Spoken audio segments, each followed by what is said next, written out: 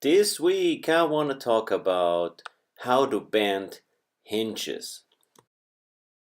For that purpose, of course, we need a rod and a tube. So now we go on one side and do first a 90-degree angle.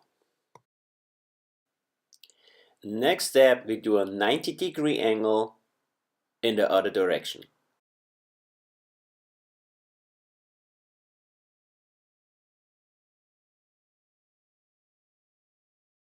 Now we do another 90-degree angle in the same direction that we just did.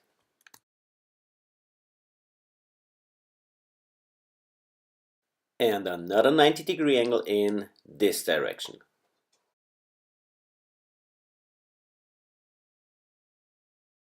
Now we do exactly the same on the other side.